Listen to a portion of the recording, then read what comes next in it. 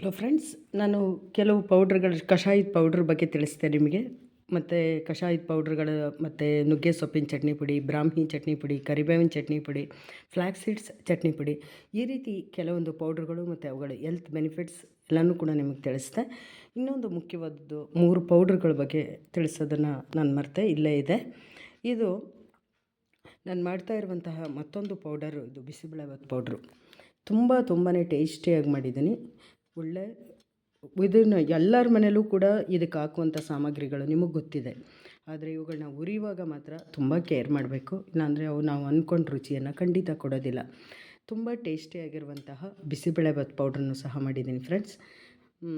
ಯಾರಿಗಿಷ್ಟ ಇರುತ್ತೆ ಖಂಡಿತ ತಿಳಿಸಿ. ಜೊತೆಗೆ ಇದು ಬಿಸಿಬೇಳೆಭಾತ್ ಪೌಡ್ರು, ಇದು ವಾಂಗಿಭಾತ್ ಪೌಡ್ರು. ನೀವು ಅನ್ನ ಮಾಡಿ ಯಾವುದಾದ್ರೂ ಒಂದು ವೆಜಿಟೇಬಲ್ಸು, ಬದನೆಕಾಯಿ, ಆದಷ್ಟು ಕ್ಯಾಪ್ಸಿಕಮ್ಮು ಇಂಥವುಗಳನ್ನು ಯೂಸ್ ಮಾಡಿ ಒಂದು ಒಗ್ಗರಣೆಗೆ ಹಾಕಿ ಈ ಪೌಡ್ರಲ್ಲಿ ಅನ್ನವನ್ನು ಕಲಸಿ ನಿಂಬೆಹಣ್ಣಿನ ರಸ ಹಾಕಿ ಎಷ್ಟು ಅದ್ಭುತವಾಗಿದೆ ಅಂತಂದರೆ ಈ ಪೌಡ್ರು.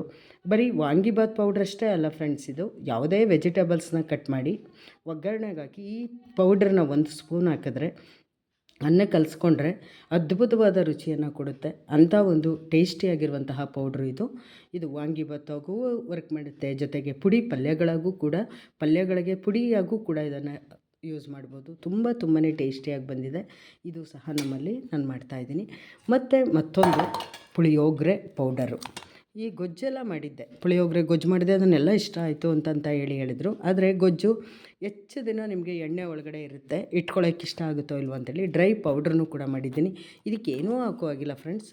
ಇಲ್ಲಿ ಜೀರಿಗೆ, ಧನಿಯಾ, ಬೆಲ್ಲ, ಹುಣಸೆಹಣ್ಣು, ಸಾಸಿವೆ, ಮೆಂತ್ಯ ಪ್ರತಿಯೊಂದು ಕೂಡ ಇದರೊಳಗಡೆ ಇದೆ. ಏನು ಪುಳಿಯೋಗರೆಗೆ ಹಾಕ್ತೀವಿ ಅಷ್ಟೂ ಕೂಡ ಇದರೊಳಗಡೆ ಹಾಕಿದ್ದೀವಿ. ಎಳ್ಳಿಂದ ಹಿಡಿದು, ಕೊಬ್ಬರಿಯಿಂದ ಹಿಡಿದು, ಬೆಲ್ಲ, ಕರಿಬೇವು, ಇಂಗು, ಸಾಸಿವೆ, ಮೆಂತ್ಯ, ಜೀರಿಗೆ ಪ್ರತಿಯೊಂದು ಇದೆ ಫ್ರೆಂಡ್ಸ್. ಇದು ಜಸ್ಟ್ ರೈಸ್ ಮಾಡೋದು, 2 ಸ್ಪೂನ್ ಎಣ್ಣೆನ ಬಿಸಿಗಿಡೋದು, ಇದು 2 ಸ್ಪೂನ್ ಹಾಕಿ ಅನ್ನ ಕಲಿಸ್ತೀನಿ ನೋಡಿ ಫ್ರೆಂಡ್ಸ್. ಇದರ ಟೇಸ್ಟು ಎಷ್ಟು ಚೆನ್ನಾಗಿದೆ ಅಂತ ನಿಮಗೆ ಗೊತ್ತಾಗುತ್ತೆ. ಇದು ಪುಳಿಯೋಗರೆದು. ಮತ್ತೊಮ್ಮೆ ಹೇಳ್ತೀನಿ, ಇದು ವಾಂಗಿಭಾತು, ಇದು ಬಿಸಿಬೇಳೆಭಾತು. ಈ ಎಲ್ಲ ಪೌಡ್ರ್ಗಳನ್ನೂ ನಾನು ಮಾಡ್ತಾಯಿದ್ದೀನಿ. ಹೆಲ್ತಿಯಾಗಿದೆ, ಟೇಸ್ಟಿಯಾಗಿದೆ, ಕಲರ್ಫುಲ್ಲಾಗಿದೆ. ಖಂಡಿತ ಬೇಕು ಅಂತಂದರೆ ನನ್ನ ಕಾಂಟ್ಯಾಕ್ಟ್ ನಂಬರ್ ನಿಮಗೆ ಗೊತ್ತೇ ಇದೆ. ಖಂಡಿತ ಒಂದ್ಸಲ ಟೇಸ್ಟ್ ಮಾಡಿ ಫ್ರೆಂಡ್ಸ್. ಓಕೆ, ಮತ್ತೊಮ್ಮೆ ಎಲ್ಲರಿಗೂ ಕೂಡ ನವರಾತ್ರಿಯ ಶುಭಾಶಯಗಳು.